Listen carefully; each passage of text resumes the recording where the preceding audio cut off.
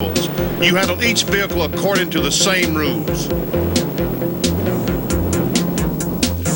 First, let's take a look in slow motion at exactly what happens when a tire loses air quickly, because that's all a blowout is really, a tire that goes flat in a hurry. When it does, the front corner of the vehicle will drop, creating a side force. This side force depends on such factors as tire rolling resistance and vehicle dynamics.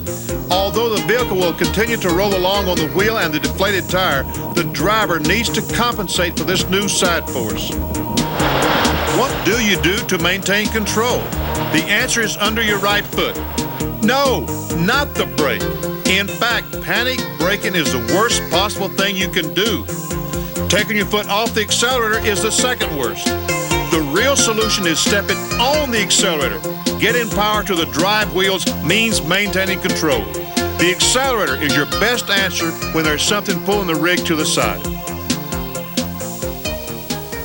But wait a minute, you say. I don't want to go faster. I want to stop right now. I'm going for the brake and hard. When you do that, you may lose control. One of nature's basic laws says that an object going in one direction, such as a rig on a highway, will keep moving in that direction unless it is acted on by a new force in a different direction.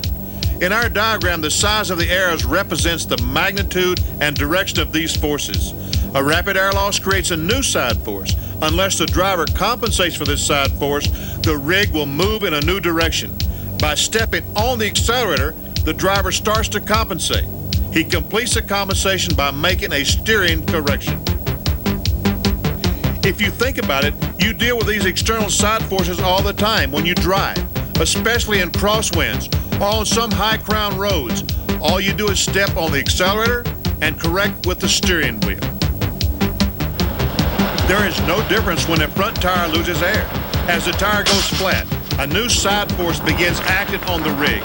By stepping on the accelerator and correcting with the steering wheel, you maintain control of the rig. Then choose when and where to slow down and pull off to the side of the road. In the case of a front tire air loss, the obvious concern is its effect on the driver's ability to steer. When the tire goes flat, the truck wants to turn in the direction of the flat. As the driver steps on the accelerator, the added power applied through the drive wheels allows the driver more time to make the necessary steering correction. Watch again and notice just how much steering correction is needed. Where fitted, the trailer handbrake can be used in helping to maintain directional stability as the rig is slowed down.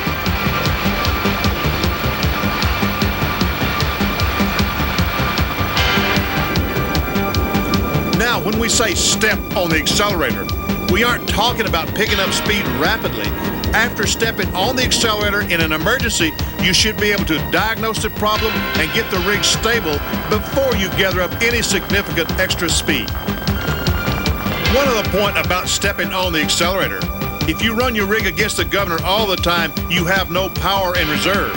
Always leave yourself with some extra power to deal with unexpected situations. On the other hand, if you step on the brakes in an air loss situation, you lose the forward force that allows you to maintain control. The rig becomes much more vulnerable to the new side force. Without the forward force, you will be much less able to control the rig. For the purpose of this program, we are using fully loaded vehicles and creating blowouts in the tire sidewall using detonation cord. In slow motion, we can see what happens when the tire loses air. From the creation of the hole to the settling of the truck on the wheel and the deflated tire is actually just a fraction of a second. Until the settling occurs, the truck will keep right on going as if nothing had ever happened. When the weight of the truck comes down on the wheel and the deflated tire is when the driver begins to feel the effects of the new side force through the steering or the ride. This is when the driver must take action by stepping on the accelerator and steering as necessary to maintain control. Now, let's compare front and drive tire air loss situations. The important thing to remember is that you handle both situations in the same way. The key differences lie in how they feel to the driver and what effect they have on the behavior of the vehicle. Controlling drive tire air loss situations calls for the same driving technique as a front tire, with one important difference. When drive tires lose air, the driver still has two good front tires for steering. The answer again is getting power to the drive wheels, with steering correction only if necessary. The power means the drive wheels will follow where the steering wheels lead them. You maintain control of the rig, then choose when and where to slow down and pull off to the side of the road. Again, stepping on the brakes is the worst thing the driver can do. No matter whether the tire that loses air is a front or a rear, you deal with each situation the same way, by stepping on the accelerator, followed by steering correction as necessary. Never give up on an air loss situation either. Even if it has caught you by surprise, you can still keep the situation under control. When you stabilize the truck, you can keep driving it as long as you need to. The rules for controlling a rig in an air loss situation are the same in any weather, on any kind of road, or even in a curve.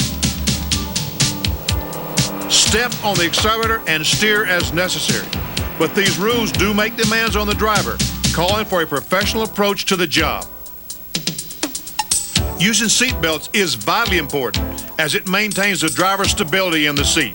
The proper placement of hands and arms is also important. What you've seen here are deliberate tire blowouts, created in a controlled environment for our cameras. Today's truck tires are better than ever, and the chances are that you probably won't ever have to deal with a rapid air loss situation. Just remember these simple rules. Be sure to go through a pre-trip inspection, including the tires, before you climb aboard.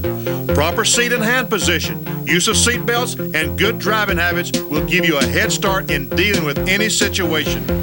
When you hear, feel, or see something wrong, maintain control of the rig first, then find out the cause of the problem.